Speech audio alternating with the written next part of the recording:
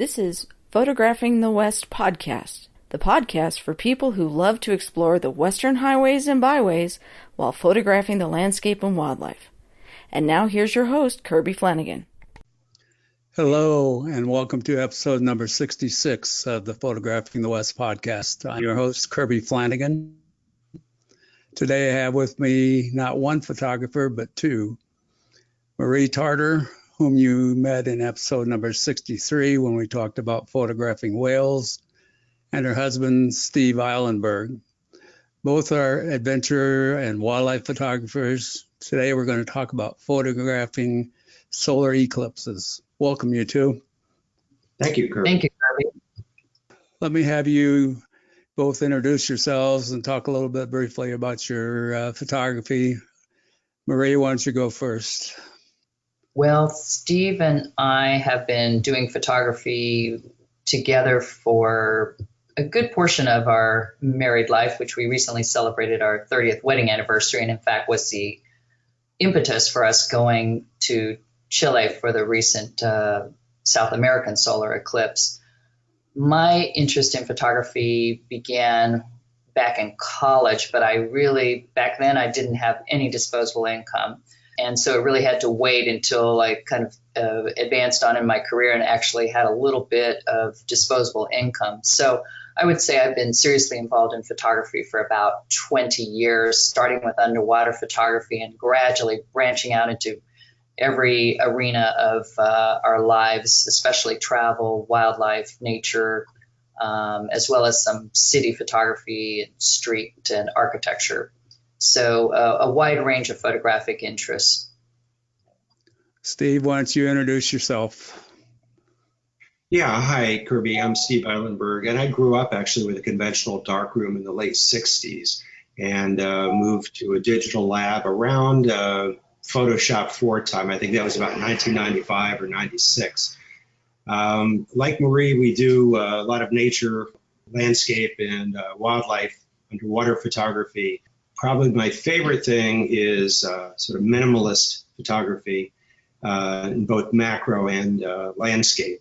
I also get a kick out of street photography, and I have an interesting array of cameras from Polaroids to the Nikon D850 all the way to X-ray and CAT scan machines, where I've done some forensic work and some artwork in the past. In fact, we call our business Aperture Photo Arts in order to kind of convey just how broad, particularly some of Steve's artistic interests are. So it's not just straight photography, but a little bit of everything, including some alternative techniques related to our work as radiologists. Okay. So does that mean you guys are easily bored, or you just have broad interests? Probably a little bit of both. Yeah, I'd say always searching. Okay. Well, keeps life interesting, I guess, huh? That's right. Fabulous. So you both traveled to South America for an eclipse recently. Discuss your preparations for travel and for photography. Well, Kirby, we know a lot about preparing for photographic trips since we do a lot of underwater photography, and that involves a lot of list making and preparation and planning, since you have to both pack your dive gear as well as all of your underwater gear and plan for redundancy, since you'll be far away from any store at the once you get to your site and assemble your photographic rig. Eclipse photography is definitely analogous. The challenges are first deciding where you're going to be for the eclipse. So you have to choose somewhere along the arc of the eclipse. You have to sort of choose a general geographic area and then plan more specifically for the day of the eclipse where exactly you're going to be, sort of factoring in that there probably will be an influx of visitors, there probably will be traffic, you may not have very many degrees of freedom in terms of moving around. So for us, there were several things that prompted us to go to this recent South American eclipse. One was that we had a really wonderful time shooting North American eclipse back in August of 2017. We went to Grand Teton National Park for it, which we enjoy, of course, on its own.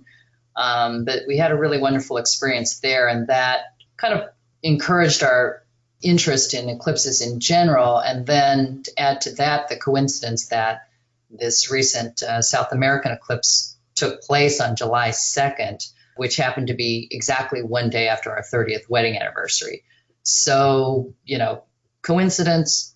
Well, in any case, it prompted us to consider it. And once the idea was implanted, there was no getting away from it. So that was the impetus to going to South America for the eclipse. In addition, we'd over the years visited several different areas in Chile, usually en route to Antarctica. So as it happens, this recent eclipse passed through an area of Chile that it's called the Elqui Valley.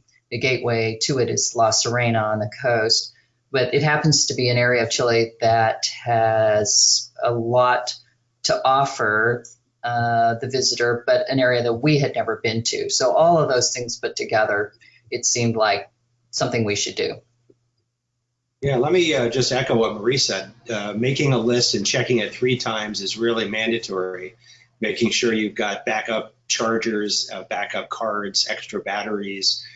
We actually travel with an extra system, an extra body, extra lenses. For me, extra reading glasses, and importantly, backup plans. You need a plan A, a plan B, and sometimes even a plan C. In fact, one of the trickier things about shooting an eclipse is, well, particularly the way we elected to do it.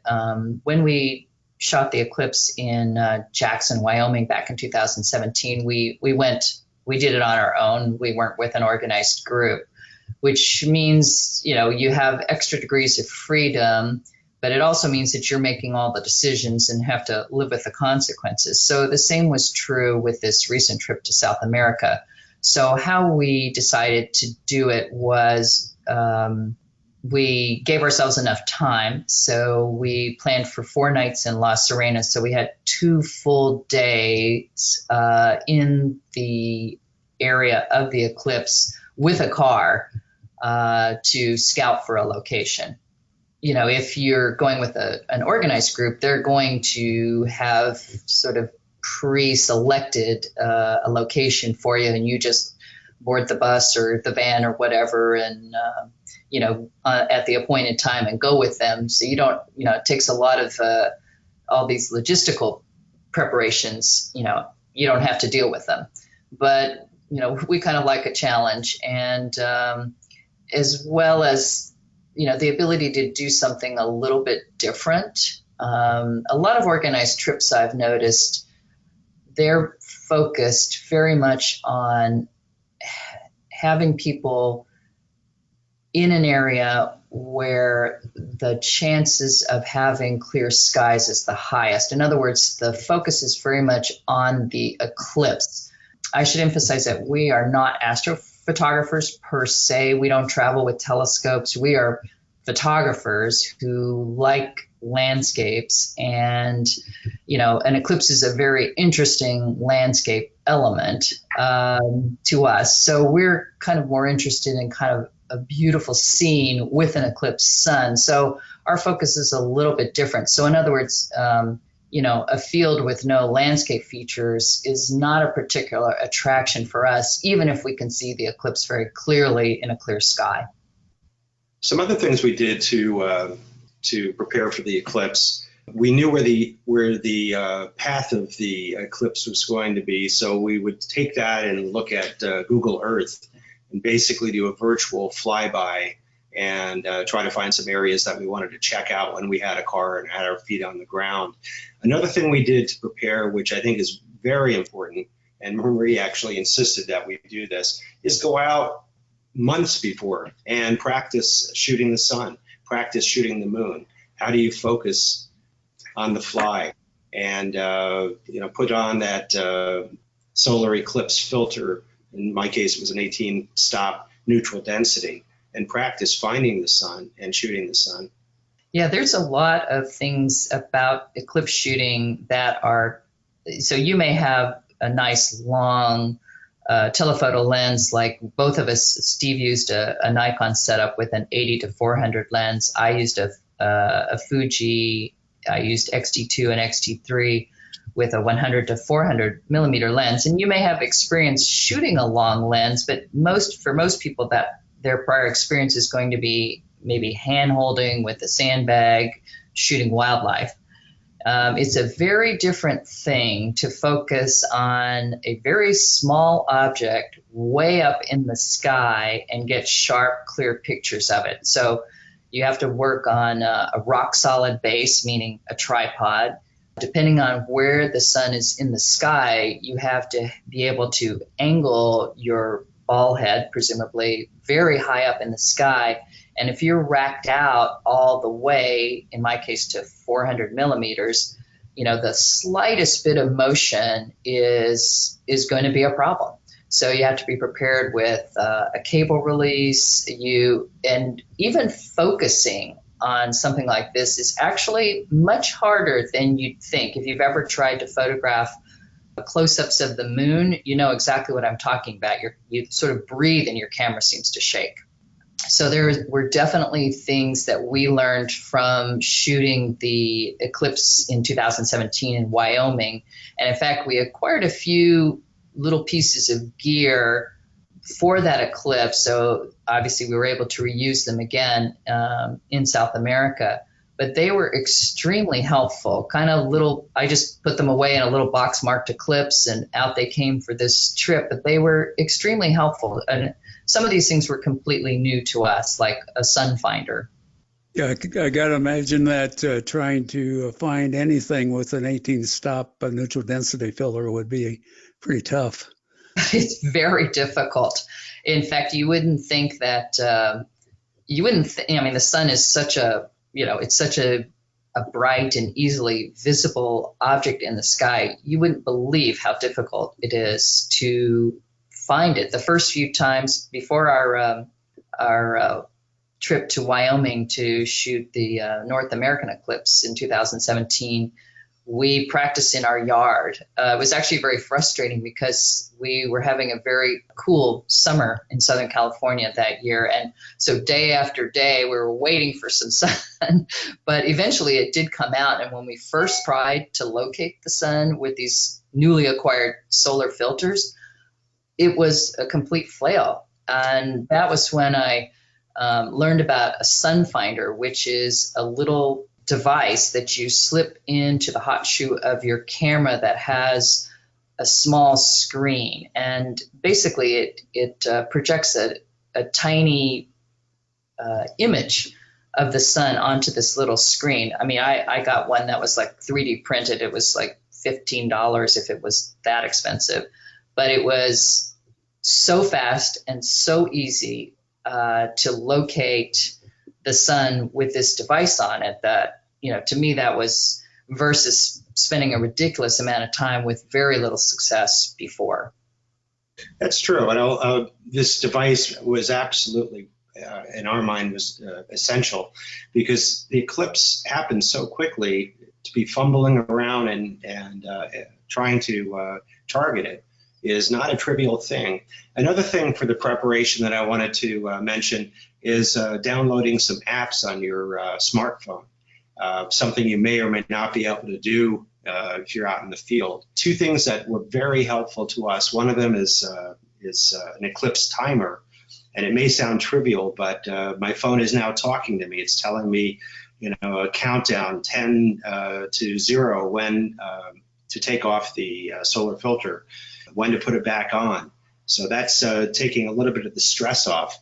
The other thing which was very important for us was photo pills. With its augmented reality, we were able to, when we were scouting the location, we were able to take a look in the sky and see exactly where the eclipse is going to be, and making sure that we had a clear view of it and it wasn't obscured by some of the tall mountains in Chile. Wow, those are all interesting points and not things I would have thought of for sure. So Thanks for that. You mentioned having a good You mentioned having a beautiful foreground for your eclipse photos. So where did you eventually settle on for a location, and how did you get there? The path of the eclipse, it first touched South America in a coastal town called La Serena, where we were staying. In fact, even though we booked this trip back in April of 2018, so well over a year, there were effectively no hotel rooms available in La Serena and the surrounding area. So we managed to find an apartment, but that tells you something about eclipses. You really have to plan very far in advance, even for accommodation. But, our choice then was, do we stay on the coast where there's a little bit more chance of kind of a marine layer and clouds, or do we move inland to the Elqui Valley? So both were new areas to us. And in the couple of days we gave ourselves before the eclipse, we kind of traveled in and out. This particular area has effectively one road in and out to the Elqui Valley, because it is a valley between, sort of surrounded by mountains. It's quite scenic, and it's lined with vineyards. So this is an area that's famous for pisco production, which is a type of grape brandy that is kind of the national drink of Chile. But it's quite scenic in its own right, but at the same time, for a wide-angle scene of an eclipse, you have to sort of factor in that you're effectively doing a twilight shot. So, in other words, you want some kind of foreground feature that will read in semi-darkness. So you need to look for something with kind of either a strong sculptural element or a strong, simple line. We both ended up doing different wide angle scenes during our Wyoming eclipse experience. And we both ended up effectively doing silhouettes. Me at a lake with kind of a sculptural dead downed tree in front of a lake, and Steve at the Jackson Airport. So going back a step, I gather you flew into Santiago, Chile. Is that how you got there? Correct. Yes, we flew to Santiago, and we went about a week before the eclipse, so we kind of worked our way there. We spent a night in Santiago, but the following days, we kind of worked our way up toward La Serena, spending a couple of nights at a vineyard between Santiago and Valparaiso on the coast. Then we spent a couple of nights in Valparaiso, and for those segments, we had a driver that would transfer us. But in Valparaiso, we picked up a rental car and drove up the coast ourselves.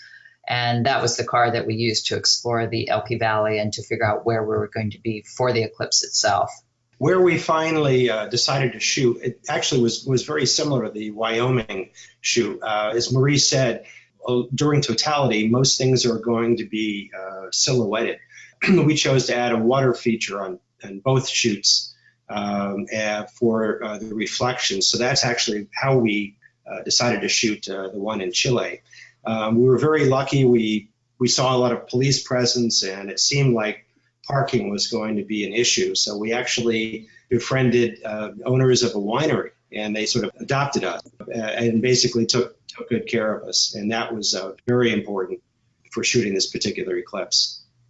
Yeah, that was kind of lucky, because independently, we both had been sort of poring over Google Maps and kind of looking at the traverse of the eclipse across the Elqui Valley and just kind of looking for interesting landscape features. And we had both kind of zeroed in on the one big body of water that's in that area. It's a reservoir. It's called Puclaro. But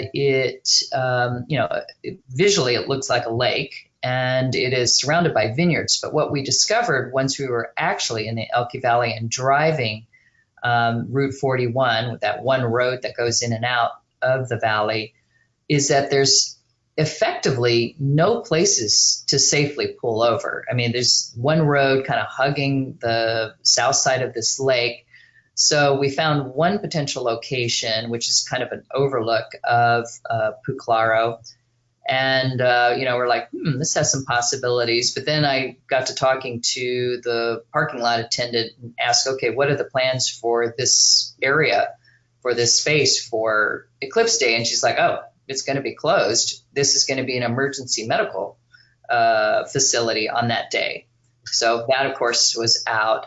We lucked out because our very next stop turned out to be the place that we selected. So it was, we sort of saw this kind of a roadside restaurant, coffee shop, and it was in a very lovely bend in the road at the very end of the lake, surrounded by vineyards. So we went in, started talking to the clerks there and said, hey, we're looking for a spot to shoot the eclipse in a couple of days. And, the next thing I knew, they handed me a little piece of paper with a phone number on it. And of course, I had my U.S. cell phone, and before leaving the restaurant, I tried to call the number. Actually, I tried with and without country codes, and basically didn't have any luck getting through. So they called somebody over who turned out to be a relative of the man whose number they had given me, and so he whipped out his local cell phone and had more success connecting with Jorge, who we became friends with. And they're like, yeah, on Eclipse Day, we're going to, we're going to charge us a very reasonable fee to park all day. You'll have access to the restaurant, to the restroom. You'll have free access to the vineyards across the street and up the road. And we could see from the road that this vineyard basically fronted the end of the lake, and that there was a little beach there. And so we could definitely see the possibilities. And in addition, they were going to have like a secure area to park. And so all of that kind of converged, and we're like, okay, this is the place. So there's a certain amount of luck as well as preparation involved in trying to find a spot to shoot from, I guess, huh? Absolutely. Absolutely. But, having, I think the key was actually giving ourselves enough time to find the right place, because there's obviously if you're just shooting close-ups of the sun, I suppose any safe place with clear skies that you can safely pull over is fine. But if you want to include a landscape in it, that's going to take more time. Sure.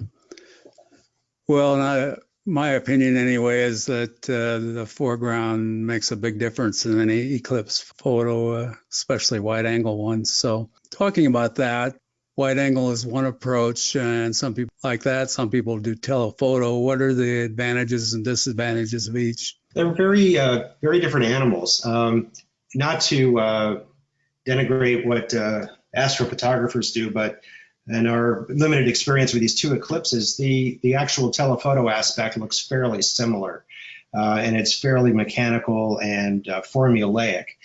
So we really, I think we nailed it both times, but much more important to us was the wide angle aspect, selecting the spot, the correct lens, making sure the sun was visible throughout the arc and had a very interesting foreground. They're definitely different animals.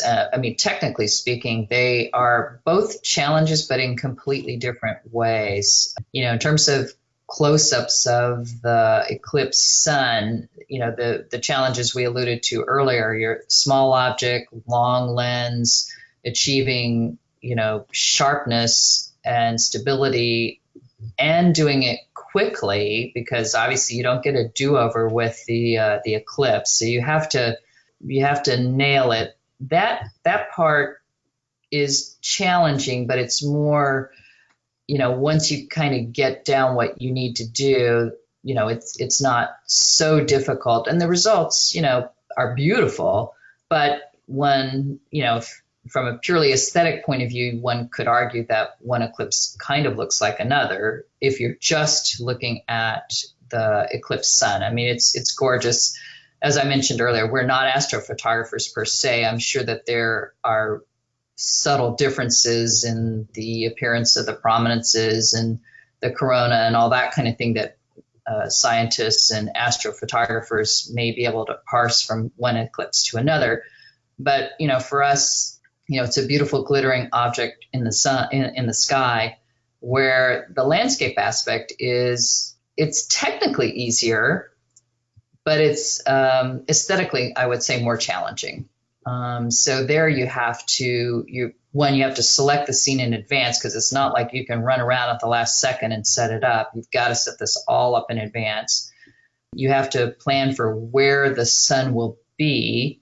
But at least the technical parts are somewhat easier. So you can, because the eclipsed sun in a wide angle scene is a very small element in the overall scene, you can approach it in a more automated way. So for that, we usually would use matrix metering and aperture priority, set up either a time sequence or a time lapse, and you can, program your camera and let it be kind of shooting kind of automated in the background, because to shoot the close-ups of an eclipsed sun, you've definitely got to be on it, because you've got to, at the right moment, you've got to take your solar filter off. At the moment that the partial becomes total, you've got to take your solar filter off. You've got to make a little bit of exposure adjustment, and then you've got to do the same thing in reverse 2 minutes later when the total eclipse ends. So there you really have to be on it. And that Solar Eclipse Timer app that Steve mentioned earlier was really helpful for us to, obviously you can tell that things are changing in the sky, but to sort of gear up and be ready for all of that it's a lot to think about. Well, that's true. The shooting the wide angle, the sun, the eclipse sun is actually sort of disappointingly small. It seems larger in the mind's eye, I think, because we're looking through telephoto. One thing that Marie purchased for us, which I think was also a very important piece of gear, was the magnetic rings to attach the solar filter, which we could take off and put on in a moment's notice. Yes, we learned from that Wyoming eclipse when we were practicing for it. If you've ever tried to thread a filter in a hurry, especially in the heat of the moment, like an eclipse, you'll just find that your fingers are fumbling and you're at risk of cross-threading it. So we actually practiced before the Wyoming eclipse enough to know that, okay, there's got to be a better way to do this. So we acquired a set of magnetic filter adapters, effectively a little metal ring that's magnetic that you thread onto the end of your lens, and then you just pop the filters on and off. Like, it just takes a second. There's no fumbling. So that was, our practice session, I think, really paid off in deciding that it was worth it to make this relatively small investment in that. And so we were able to use them again this year, which was great. Yeah, I was wondering how you're going to do that. Not only cross-threading, but just getting it on without changing either focus or direction or anything. It has to be a real trick with a threaded filter. Exactly. We learned that's where the practice sessions really, really paid off. It was like, this is not as easy to do as one would think. So those magnetic filter holders were very helpful. Well, good. Yeah, I didn't even know there was such a thing. So good to know. Steve, talk about your technique for including all the phases of the eclipse in one shot. Yeah. As I mentioned earlier, it can be, the eclipse sun can be disappointingly small in the wide angle shot. So many of us do composite imaging, where we take the various phases and we'll then place them on a nicely exposed foreground wide angle. And for that, the exposures are generally all the same. I'm not really changing any parameters with the telephoto when the eclipse filter is on. So basically, I take the phases I want to show and export them as a stack to Photoshop, create a unique document with the composite images, space them appropriately, and there are some editorial decisions you have to make. What type of an arc do you want to have? Do you want it to be realistic or more just aesthetic? Clearly, it's a bit of a cartoon because the spread of the various phases are a lot tighter than most people will create when they make such a document. From then, it's a very simple matter of pasting the new document with the various eclipse phases onto the background image, and then using a blend mode called lighten, things magically happen, and there is very little work involved at that point. Well, that's interesting. I thought it was going to end up being something much more complex than that, but good to know that something that's relatively easy to do and come up with that type of shot. Well, it's kind of a nice visual shorthand also to, I mean, you know, close-ups of the eclipse sun are beautiful in their own right, but to sort of tell a story all in one image, it's really kind of a nice way to communicate what the experience is about. That's right. And really the money image for the wide angle is right at totality. There is basically a 360-degree sunset that happens. There's a lot of other things that are happening as well, but that's probably the most profound, and that's the image that people generally use as the base image. Okay. Marie, you mentioned wishing you shot video with the eclipse, but you actually didn't. But what would be the advantages of using video? Well, I think that you could set it up in advance and leave it somewhat unattended. And technically, I think it would be fairly simple. It'd be quite analogous to setting up a wide-angle time-lapse. So again, you could, in this arena, you can safely lean on an automatic exposure program. So what I would think would work very well, and what works well in a wide-angle time-lapse, is using matrix metering and aperture priorities. So, you know, there's a couple of different schools of thought with this, and some people actually do shoot in manual, and during the total eclipse phase, their images will go very, very dark. I actually really like the sort of 360-degree twilight look of totality, because to me that sort of steely purple, really otherworldly light is what the experience is all about. So I actually do want my camera to reflect that. So whether doing a wide-angle time-lapse or a wide-angle video, if you fix the aperture, then the other parameters will, mostly the shutter speed, will be varied in order to allow the scene to look more like it looks to the eye, which is more like a twilight scene, not completely black. And so that you retain detail in the eclipse sun. And to me, it's more like the experience and a more beautiful image. And that's really what interests me. So I do regret that we did not shoot video, partly because video would enable you to relive it, essentially. So that we have decided that we are going to go back to South America in December 2020 for the next eclipse, and that is one of my resolutions, is to shoot video.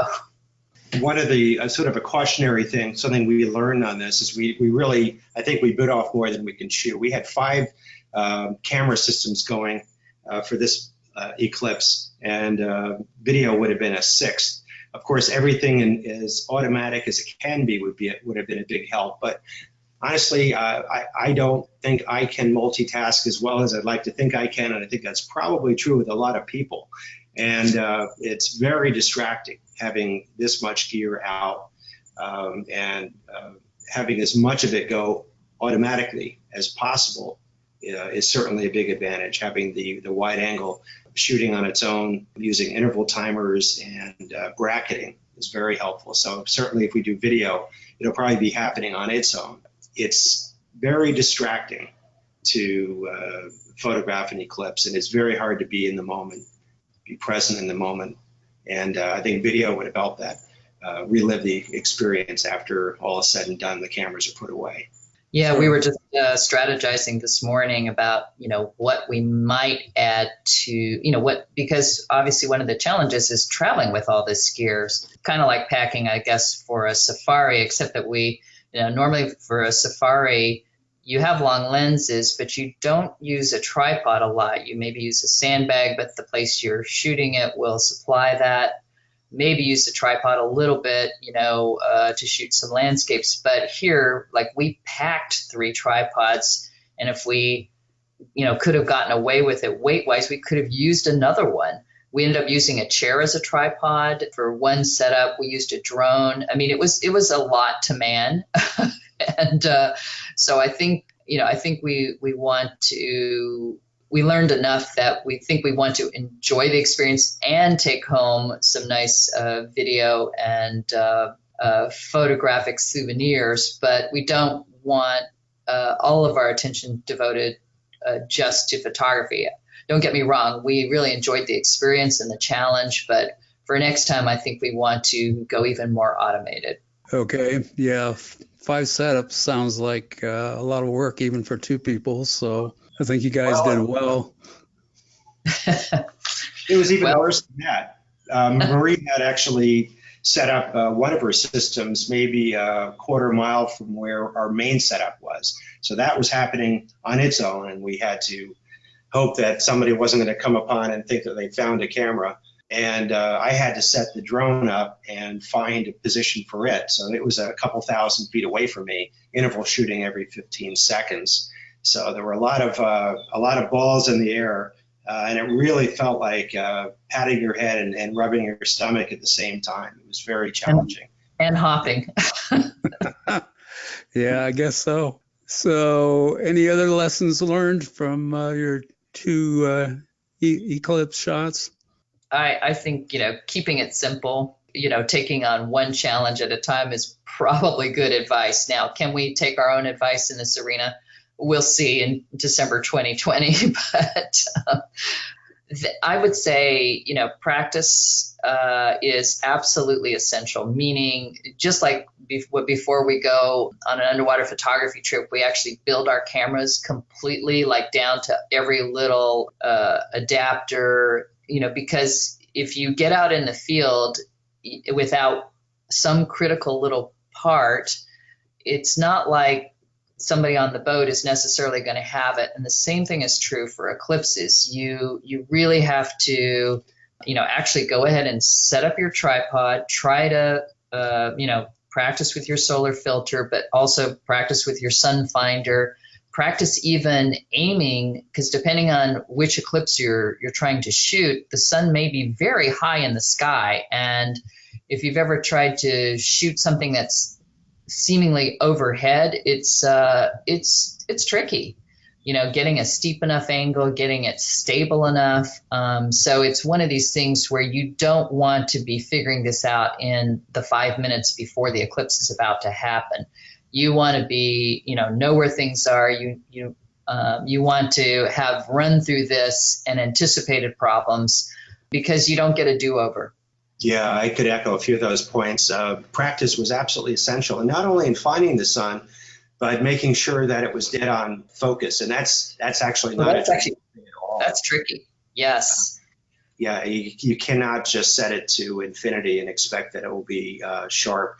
It's very important that the moon is tack sharp, because what we are seeing during the total eclipse is basically some aspects of the sun shining through the valleys of the craters on the moon. So if the craters are not tack sharp, you're not going to have a spectacular shot. So practicing how to get tack sharp focus is not trivial at all. one thing I learned from a book that I found extremely helpful that I highly recommend. The author's name is Alan Dyer, D-Y, so yeah, D-Y-E-R, and he wrote a book prior to the August 2017 North American eclipse that is called How to Photograph the Solar Eclipse. At the time, that book it's an ebook available through iBooks. And at the time, that book was $10. Now because a lot of the material was somewhat specific to the North American eclipse, he's knocked the price down to like $3. But it has so much useful information even now. I just returned from this eclipse and I'm rereading it again because while it is specific in terms of picking a location to shoot the North American eclipse, the technical information he has about the different types of shots, what type of equipment, how to focus, all of that information is relevant to any eclipse. And so I highly recommend that publication, which I found extremely useful. So that book is a must, in my opinion. Any other resources you found? Yeah, actually, I was just thinking about there is an online map it's by a Frenchman named Xavier Jubier. So first name like Javier, Xavier, last name Jubier. I think I'm pronouncing it correctly, Xavier Jubier. And if you just Google his name and eclipse map, it should pop right up. And this is an extraordinarily useful document that I have made liberal use of multiple times. So what it is effectively is you can go in and select which eclipse you're interested in, and up will pop a map showing the eclipse path, but this map is interactive, so you can blow it way up, and for any point along the arc of the eclipse, you can, put down a pin, and it will show you what time the eclipse will start there, whether the eclipse will be partial or total there. It overlays a band, showing sort of the central line of totality, the width of the umbra.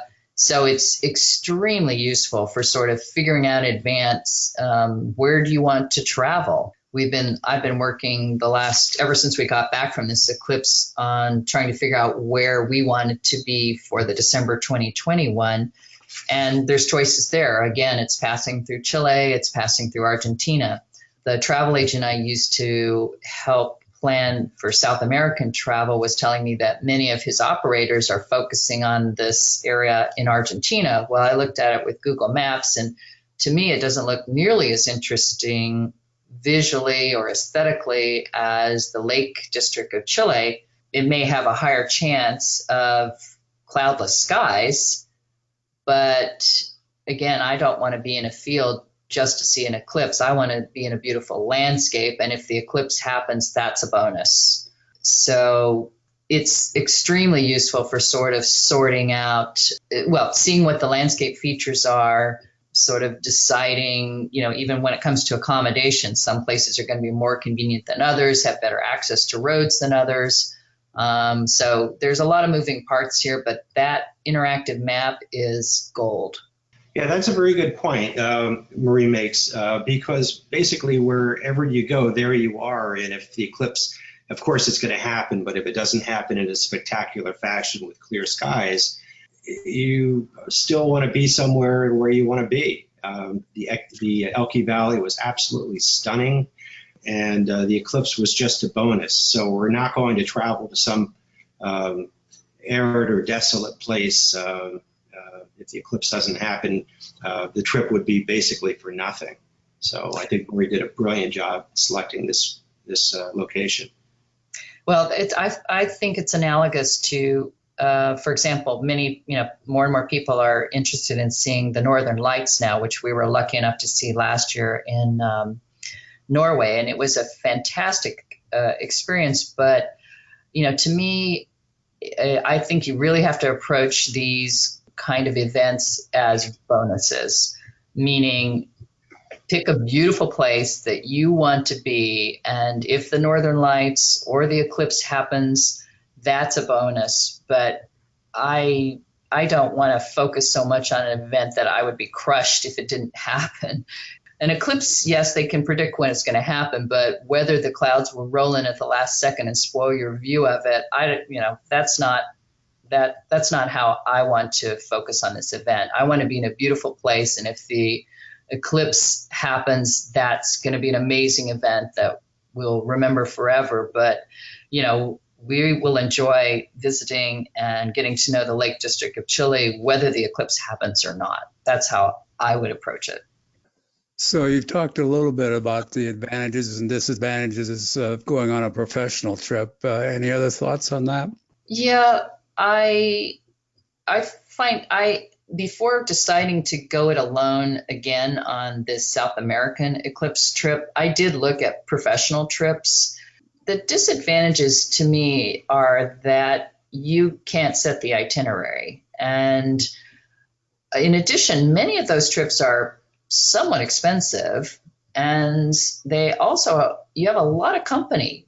I looked at sort of just a sampling, just out of interest really, for December 2020, and I found trips with up to 90 people. The smallest trip I found had 10 to 15 people. The more typical is something like 16 to 40, but that's a lot of people. And it may be fantastic, but you're going where that trip is going. And if that suits your interests, that's great. Most of these are not inexpensive, though. A typical trip would be about a week and is somewhere in the neighborhood of just around $7,000. So, usually going it alone, we can do it for about half that. And in fact, even when we went to Wyoming, I looked at professional trips, including with outfits we've traveled with before. And they were completely booked, so that wasn't an option. Their waiting lists were just as long. So it was pretty obvious to us that we wouldn't get on these trips. But when I actually totaled up what it cost us, it ended up being about half the cost.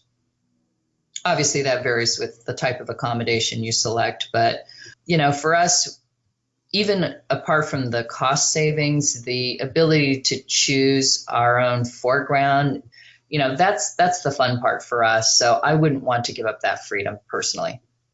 Well, it would reduce the performance anxiety. You still have to practice before you go. If it's on a professional trip, you still have the same photo considerations. I don't know how available they're going to be to give you instructions and some starter settings. But as you can tell, Kirby, Marie is quite the planner. So I don't think that what she does is going to be right for everybody. If you're willing to put the time in and don't mind having a fair amount of performance anxiety, the way we did it, I think, was very successful both times.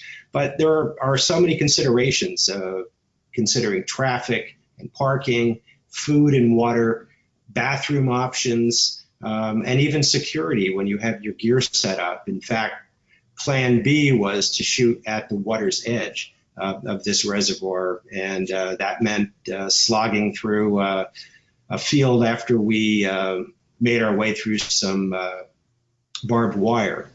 And it was quite a distance from bathroom, and we didn't know if other people would end up there and maybe even get in front of our systems. So we opted for Plan C, where we had bathroom and food and security. But we had to do that actually almost at the last minute. Well, what he's talking about is the vineyard where we ended up shooting in the Elqui Valley. There was kind of a low down by the lake option with vineyards, and there was a high option kind of up in some terraced vineyards. And we ended up deciding to do that partly because we had it to ourselves, as well as a more elevated view.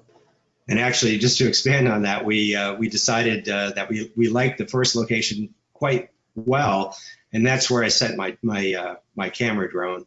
So we actually were there sort of in absence, but we did get that shot as well. But actually, the drone was able to achieve a more elevated, it was actually better than we could have achieved being down on the ground on the edge of the lake, because it actually was able to include some really nice foreground elements that we could not get high enough to really take full advantage of. So it was in some ways the best of all possible worlds, but it was a lot of balls in the air for sure. Yeah, I would say so.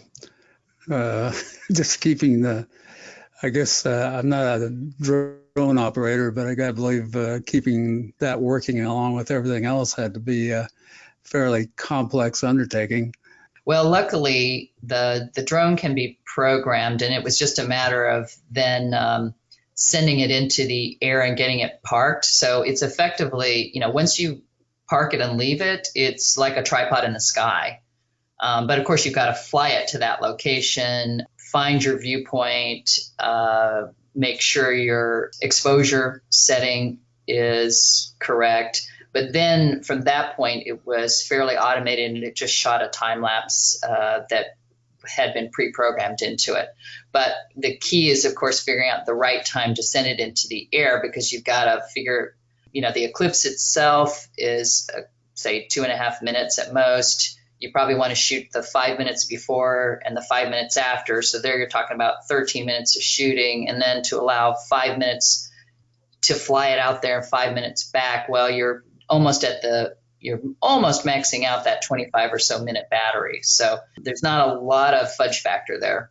The whole thing too is trying not to annoy other photographers or other eclipse viewers with the sound of the drone. So that's also a consideration, just to be considerate. Well, like you guys said, a lot of balls in the air, to say the least. Before we go, tell everybody where they can find you both, your photos and your writings, and I'll put that in the show notes as well. So we have a joint website for our photography, which is called Aperture Photo Arts. That's all one word, no spaces. So aperture, like the opening of a camera. Photo spelled with a PH, and then arts. So www.aperturephotoarts.com. We also write articles for Photo Focus. So photofocus.com, and photo in that case is spelled with a PH. So PHOTO focus, spelled the normal way with an F. And my name's Marie Tartar, Tartar. On Photo Focus, you can search us by last name. Steve's last name is Eilenberg, and that's Eilenberg. So you can search either one of us on Photo Focus, or of course on our own photography website. That's also searchable. So you can put in Eclipse, or, if there's a destination that we've been and we've written up, that's searchable as well. Yeah, Marie also has, I maintain most of the galleries on our website, and Marie contributes a number of travel blogs. So there's a tremendous amount of information on various locations that we've visited and shot at.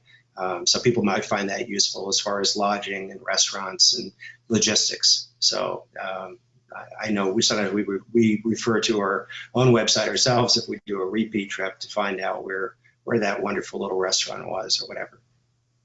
Yeah, we call it our peripheral brain. So it's a wonderful repository of all those little bits of information you learn along the way and might want to refer to again at some point. Great. A big thanks to both of you for being on Photographing the West. It's been great fun sharing your adventures. Photos and show notes can be found at www.flanagan, Flanagan, photos, spelled Photos, all one word, .com, as always. Bye for now, and we'll talk soon. Thanks, Kirby. It's been a pleasure. It's been a pleasure. Thanks for listening to Photographing the West podcast.